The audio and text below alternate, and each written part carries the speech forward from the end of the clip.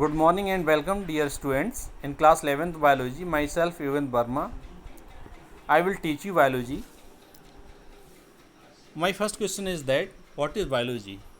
Biology is the branch of science in which we study about the living things. And the definition: biology is the science that studies life and living things and the evolution of life. Living things includes animals, plants, fungi and microorganisms such as bacteria. इस definition का मतलब ये हुआ बच्चों, biology के अंतर्गत हम life की स्टडी करते हैं, लिविंग थिंग्स की स्टडी करते हैं और लाइफ कैसे इवॉल्व हुई है इसकी स्टडी करते हैं. Father of biology is known as Aristotle. The term biology was introduced in 1799 by a physician Thomas Weddell. Next, what is the scope of biology? बच्चों, बायोलॉजी का हमारी जीवन में, हमारी लाइफ में क्या स्कोप है? तो हमें today there is a lot of scope in biological field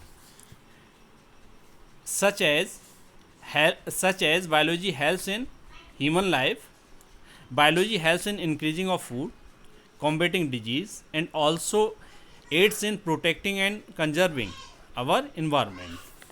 तो बच्चों, बायोलॉजी का क्या स्कोप है? बायोलॉजी ह्यूमन लाइफ को बेटर बनाती है.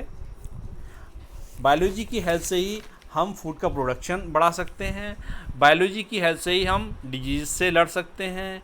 बायोलॉजी हमें प्रोटेक्ट करती है. बायोलॉजी हमारे एनवायरनमेंट को कंजर्व करती है.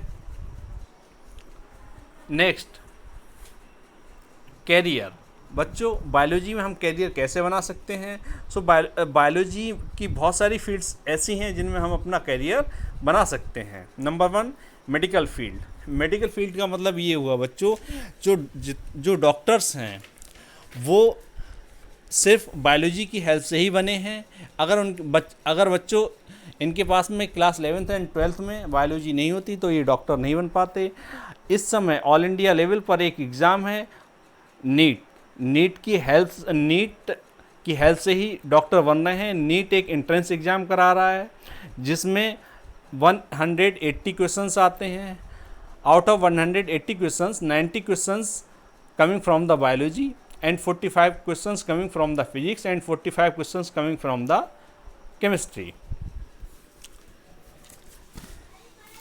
So another field of the biology is teaching. As you know students, in different levels in teaching there is too much scope. In research field there is too much scope.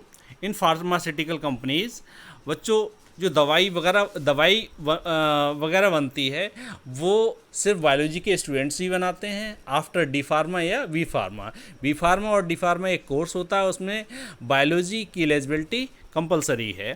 Paramedical sciences, जो doctors का supporting staff है वो भी biology की help से, यानी उसकी भी मिनिमम क्वालिफिकेशन क्या है students? Biology. Biomedical engineering. Biomedical engineering में बच्चों क्या होता है एक्चुअल में, जो भी इंस्ट्रूमेंट्स हैं डॉक्टर से रिलेटेड या रिसर्च से रिलेटेड वो सभी बायोमेडिकल इंजीनियरिंग की हेल्प से ही बनते हैं. Next, forestry. जो फॉरेस्ट डिपार्टमेंट है गवर्नमेंट का बच्चों, उसमें एक अधिकारी होता है, उसकी डिग्री होती है IFS, इंडियन फॉरेस्ट सर्विसेज. तो इसकी जो IFS है वो किसके इक्वल है? IAS के इक्वल है बच्चों. तो उसकी भी मिनिमम क्वालिफिकेशन क्या है? 11th 12th एंड ग्रेजुएशन में बायोलॉजी. जब तक बायोलॉजी नहीं होगी तब तक आप IFS में अप्लाई नहीं कर सकते हैं. Next one, course status. In class 11th biology there are 2 papers, one theoretical paper and next one practical paper. Theoretical paper carry 70 marks and practical paper carry 30 marks. In class 11th, there are 5 units. Unit number 1, diversity in living organisms. It carry 12 marks in final exam of class 11th. Unit 2, structural organization in plants and animals. It also carry 12 marks. Unit third is cell structure and functions. It also carry 12 marks. Unit fourth, plant physiology. It carries 17 marks. And last unit is human physiology. It also carry 17 marks. Content. Unit first, diversity in living world. Dear students, this unit contains 4 chapters. Unit second, it contains 3 chapters. Unit third, it also carry 3 chapters. Unit fourth, this unit carry 5 chapters, and last unit, human physiology, it carry 7 chapters. Out of these 5 units, dear student, firstly we want to start unit third. It carry 3 chapters. Firstly we will start chapter 8, cell, the unit of life. As you know students, कि cell is known as structural and functional unit of life. Our body is made up of cell.